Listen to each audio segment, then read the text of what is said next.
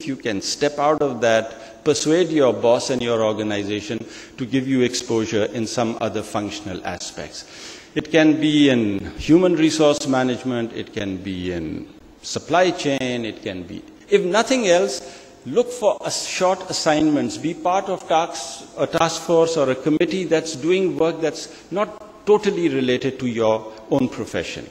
It's a great way to reach out, broaden your horizon, because job rotations is, in my view, the best way to learn, the best way to develop, the best way to build your credibility in the organization, because then you are able to see things from the other's point of view as well, since you've been then on that side of it. Demonstrate mobility. By mobility, I mean both geographical mobility, so moving to another country, another city. I think it's great, because it's always there'll be learning, new people, new challenges, new interfaces, and this is how you develop. And similarly, if it's a different function. So if nothing else, take a day from your accounting work and sit with the sales officer and say, for 2 days I'm going to drive around with you and see what you do with the customer, how you talk to him, what you do with him. It's that kind of a thing, you know, that mindset.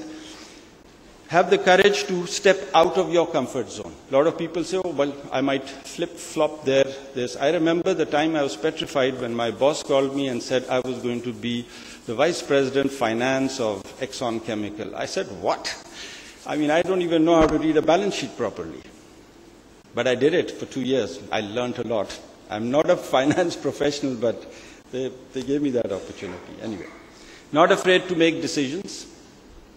Do you know the 10-9-0 rule? Very briefly, I just want to mention that, because this is another issue that happens is people are scared to take decisions. And we all want all the answers before we take the decision, but life doesn't give you that opportunity. So you have to take decisions at the senior level, a lot of the time in the gray zone. So you have to. But the 10-9-0 rule simply is you take a decision, it's a good decision, give yourself 10 marks. You take a decision and it's a bad decision, wrong decision. You give yourself 9 marks. Don't take a decision, give yourself 0. Just leave that as a thought in your mind. The value of taking decisions to move on. And then when you make mistakes, because everybody makes mistakes, is learning from your mistake and having the courage to stand up, to hear, listen, learn, and then move on with that. Adherence to core values. Every organization has a culture. We all know that. And culture largely stems from the value systems that exist in that organization. And every organization has its own value systems.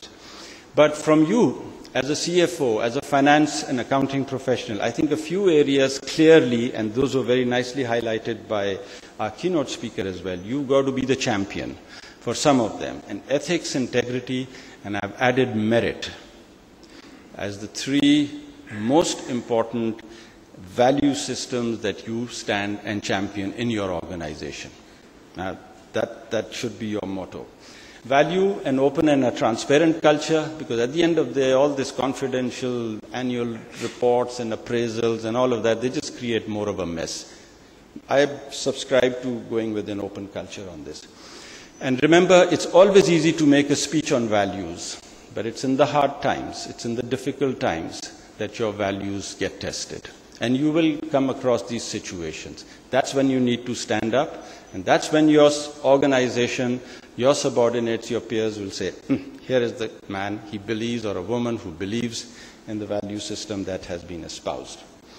Coming towards the end, I'd like to say a couple of things on corporate governance, because that's what I was asked to speak on as well. I think my relationship with ICAP and what I think about ICAP, I think one of the things that really stands out in my mind is the role your institute has played in the development of the code. And I can see Mr. Ibrahim Sadat sitting here. I mean, you know, really you ought to applaud him. He's been phenomenal in the initial development of the initial code and where we are today. So, you know, we have people like him, Masood Naqvi, several other people I can think of who played a great role here. And today, of course, the Institute of Corporate Governance is also headed by a chartered accountant, Mr. Fawad Hashmi. So that's phenomenal. So the code, I would say, and good practices are taking root. And I say that to you because you heard on how many boards I've been. I've seen it. I've seen the transformation. I've seen how the thinking has changed. So it's taking roots. It's not all the way done. The bar is being raised. The new code is likely to come up. And again, Mr. Sadat is leading that effort. But we're trying to bring something here.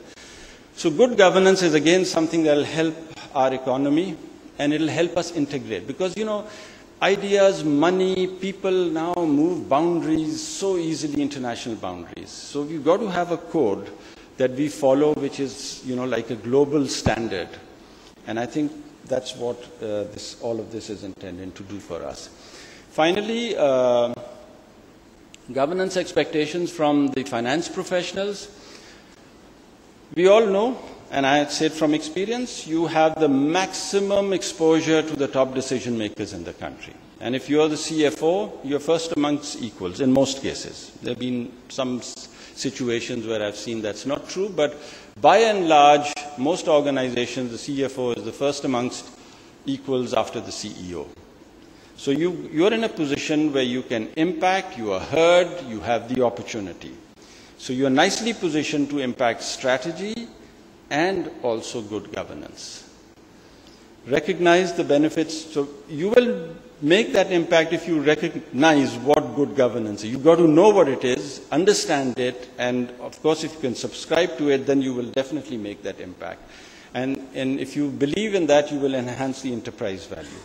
Be a gatekeeper and a builder of the ethical culture. I think that is my final point to you, that when it comes to ethics, you are the gatekeeper.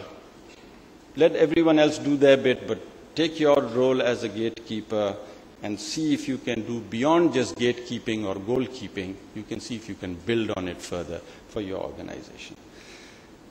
I think that's really all I had to say. I hope I didn't bore you and didn't bust my time too much, but thank you very much for your attention, and I wish you all good luck.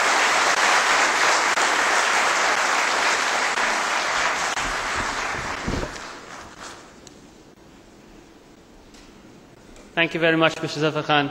It's one thing to learn things in school, and the other thing is it's a whole different experience to learn things in life. And I think the lessons learned in life, like Mr. Zaffar Khan pointed out, are the most valuable lessons we ever learn through.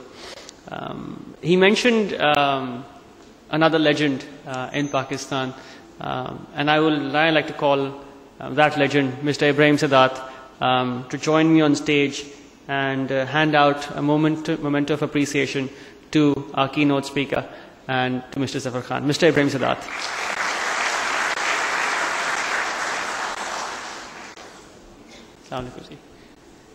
First of all, I'd like to call up Mr. Roger Tabor to come up on stage.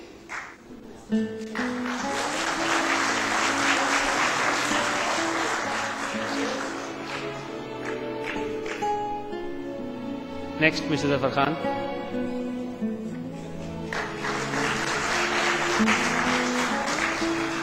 Thank you, Ibrahim sir. It's now time for the Professional Accountants in Business Awards at ICAP, which Mr. Roger Tabor had mentioned that we had just started. Mr. Saqib Masood also mentioned that. And these awards are important to recognize the contribution of people to organizations and to the accountancy body as a whole. So in order to brief you in more detail about these awards, I'd like to invite the president of the Professional Accountants in Business Committee at ICAP, the chairman actually, Mr. Yacoob Suttar. Sir, would you please join me on stage? Thank you.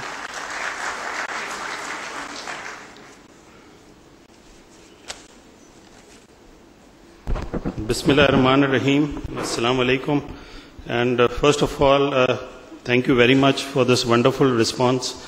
I don't see any seats available at this stage.